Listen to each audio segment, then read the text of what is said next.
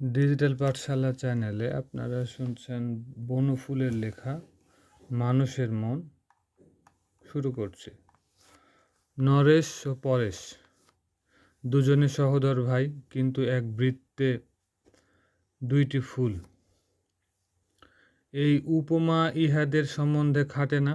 আকৃতি ও প্রকৃতি উভয় দিক দিয়াই ইহাদের মিলের অপেক্ষা অমিল বেশি। নরেশের চেহারার মোটামুটি বর্ণটা এইরূপ: শ্যামবর্ণ, দীর্ঘ দেহ, খোঁচা খোঁচা চিরুনি সম্পর্ক বিরহিত চুল, গোলাকার মুখ এবং সেই মুখে একজোড়া বুদ্ধিদীপ্ত চক্ষু, একজোড়া নেউলের লেজের মতো পুষ্ট গোঁফ এবং একটি সূক্ষ্মাগ্র চঞ্চু নাসা। পরেশ খর্বাকৃতি, ফর্সা, মাথায় কোকড়ানো কেশদাম বাবরি আকারে সুসজ্জিত, মুখটি একটু লম্বা গোছের, নাকটি থ্যাবড়া, চক্ষু দুইটিতে কেমন যেন একটা তন্ময় ভাব, গোঁফ দাড়ি কামানো, গলায় কণ্ঠি, কপালে চন্দন। মনের দিক দিয়া বিচার করিলে দেখা যায় যে দুজনেই গোঁড়া। একজন গোঁড়া বৈজ্ঞানিক এবং আরেকজন গোঁড়া বৈষ্ণব। অত্যন্ত নিষ্ঠা সহকারে নরেশ জ্ঞান মার্গ এবং পরেশ ভক্তি মার্গ অবলম্বন করিয়াছেন। যখন নরেশের কম্বাইন্ড হ্যান্ড চাকর নরেশের জন্য ফাউল কাটলেট বানাইতে ব্যস্ত এবং নরেশ থিওরি অফ রিলেটিভিটি লইয়া উন্মত্ত, তখন সেই একই বাড়িতে পরেশ সপাক নিরামিষ আহার করিয়া যোগ বাশিষ্ঠ রামায়ণের মগ্ন ইহা প্রায়ই দেখা যাইত। তাই বলিয়া ভাবিবেন না যে উভয়ে সর্বদা লাঠি করিতেন, মোটেই তা নয়। ইহাদের কলহ মোটেই নাই। তাহার সুস্পষ্ট কারণ বোধ হয় এই যে অর্থের দিক দিয়া কেহ কাহারও মুখাপেক্ষী নয়। উভয়েই MA পাস, নরেশ কেমিস্ট্রিতে এবং পরেশ সংস্কৃতে। উভয়েই কলেজের প্রফেসরি করিয়া মোটা বেতন পান। মরিবার পূর্বে পিতা দুজনকেই সমানভাবে নগদ টাকা দিয়া গিয়েছিলেন। যে বাড়িতে তাহারা বাস করিতেছেন ইহাও পৈতৃক সম্পত্তি। বাড়িটি বেশ বড়, এত বড় যে ইহাতে 2-3 পরিবার পুত্র পৌত্রাদি লইয়া বেশ স্বাচ্ছন্দ্যে বাস করিতে পারে। কিন্তু নরেশ এবং পরেশের মনে পৃথিবীর অনিত্যতা সম্বন্ধে এমন একটা উপলব্ধি আসিল যে কেহই আর বিবাহ করিলেন না। পরেশ ভাবিলেন, কা তব কান্তা, ইহাই সত্য। রিলেটিভিটির ছাত্র নরেশ ভাবিতে লাগিলেন, নির্মলা সত্যিই কি মরিয়াছে? আমি দেখিতে পাইতেছি না এইমাত্র। সুতরাং নরেশ ও পরেশ সহোদর হওয়া সত্ত্বেও ভিন্ন প্রকৃতির এবং ভিন্ন হওয়া সত্ত্বেও একই বাড়িতে শান্তিতে বাস করেন। এ বিষয়ে কিন্তু উভয়েরই মিলও ছিল। পল্টুকে উভয়ে ভালোবাসিতেন। পল্টু তাপসের ছেলে, নরেশ ও পরেশের ছোট ভাই তাপেশ। এলাহাবাদে চাকরি করিত। হঠাৎ একদিন কলেরা হইয়া তাপেশ ও তাপেশের স্ত্রী মনোরমা মারা গেল। টেলিগ্রামে আহূত নরেশ ও পরেশ গিয়া তাহাদের শেষ কথাগুলি মাত্র শুনিবার অবসর পাইলেন। তাহার মর্ম এই: আমরা চললাম, পল্টুকে তোমরা দেখো। পল্টুকে লইয়া নরেশ ও পরেশ কলিকাতা ফিরিয়া আসিলেন। তাপসের অংশে পৈতৃক কিছু টাকা ছিল। পরেশ তাহার অর্ধাংশ পরেশের সন্তোষার্থে রামকৃষ্ণ মিশনে দিবার প্রস্তাব করিবা মাত্রই নরেশ বলিলেন, বাকি অর্ধেকটা তাহলে বিজ্ঞানের উন্নতিকল্পে খরচ হোক। তাহাই হইল। পল্টুর ভবিষ্যৎ সম্বন্ধে তাহারা ভাবিলেন যে তাহারা নিজেরা যখন কেহই সংসারী নহেন তখন পল্টুর আর ভাবনা কি। পল্টু নরেশ ও পরেশ উভয়েরই নয়নের মণিরূপে বাড়িয়া উঠিতে লাগিল। নরেশ কিংবা পরেশ কেহই নিজের মতবাদ পল্টুর উপর ফলাইতে যাইতেন না। পল্টুর যখন যাহা অভিরুচি সে তাহাই করিত।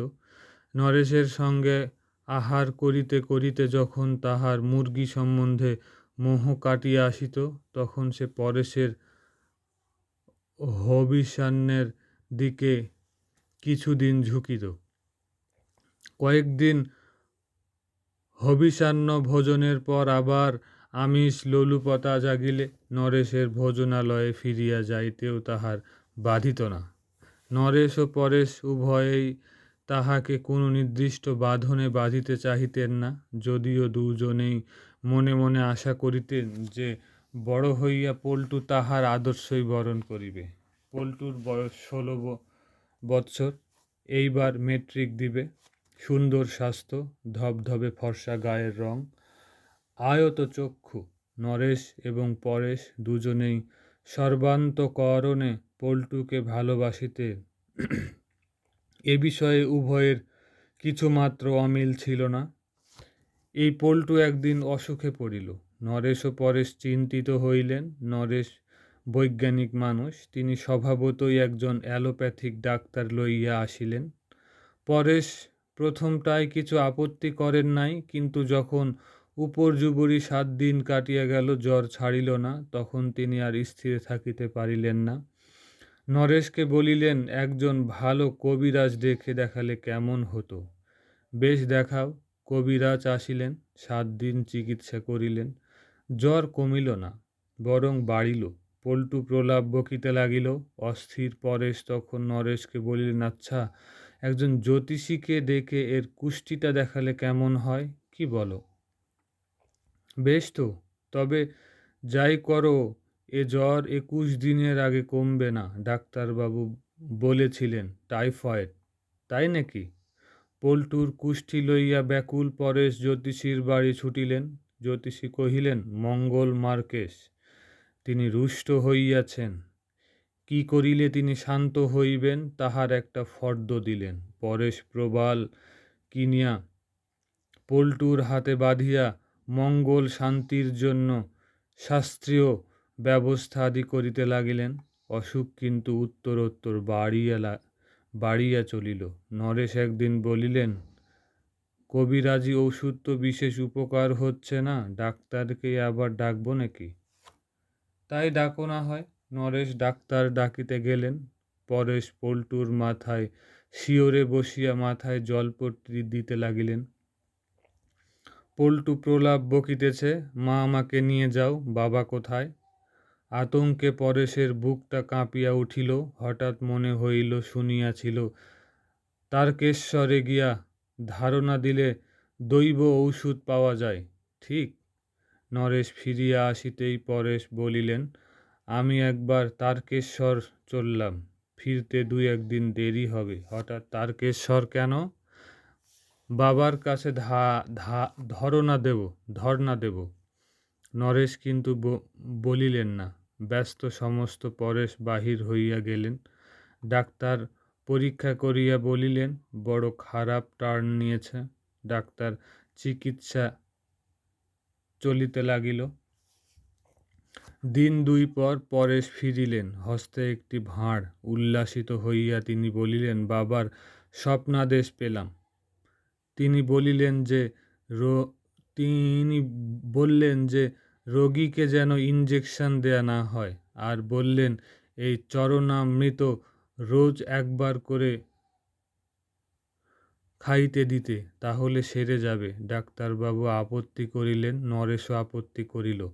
টাইফয়েড রোগীকে ফুল, বেলপাতা, পচা জল কিছুতেই খাওয়ানো চলিতে পারে না। হতবুদ্ধি পরেশ ভাণ্ড হস্তে চুপ করিয়া দাঁড়াইয়া রহিলেন।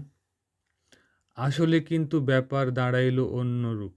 পরেশের অগোচরে পল্টুকে ডাক্তারবাবু যথাবিধি ইঞ্জেকশন দিতে লাগিলেন এবং তাহাদের অগোচরে পরেশ লুকাইয়া পল্টুকে প্রত্যহ একটু চরণামৃত পান করাইতে লাগিল। কয়েকদিন চলিল, রোগের কিন্তু উপশম নাই। গভীর রাত্রি, হঠাৎ নরেশ পাশের ঘরে গিয়া পরেশকে জাগাইলেন। ডাক্তারবাবুকে একবার খবর দেওয়া দরকার। পল্টু কেমন যেন করছে। বলো কি? পল্টু তখন শ্বাস উঠিয়াছে। উন্মাদের মতো পরেশ ছুটিয়া নিচে নামিয়া গেল ডাক্তারকে ফোন করিতে। তাহার গলায় স্বর শোনা যাইতে লাগিল, হ্যালো, শুনছেন ডাক্তারবাবু? হ্যালো, হ্যাঁ হ্যাঁ, আমার আর ইঞ্জেকশন দিতে আপত্তি নেই, বুঝলেন? হ্যালো, বুঝলেন? আপত্তি নেই। আপনি ইঞ্জেকশন নিয়ে শিগগিরই আসুন। আমার আপত্তি নেই, বুঝলেন? এদিকে নরেশ পাগলের মতো চরণামৃতের ভাঁড়টা পাড়িয়া চামচে করিয়া খানিকটা চরণামৃত লইয়া পল্টুকে যথাসাধ্য করিতেছেন। পল্টু, খাও, খাও তো বাবা, একবার খেয়ে নাও একটু। তাহার হাত থরথর করিয়া কাঁপিতেছে। চরণামৃত কষ বাহিয়া পড়িয়া গেল। ডিজিটাল পাঠশালা চ্যানেলে আপনারা শুনলেন মানুষের মন। সঙ্গেই থাকুন। ধন্যবাদ।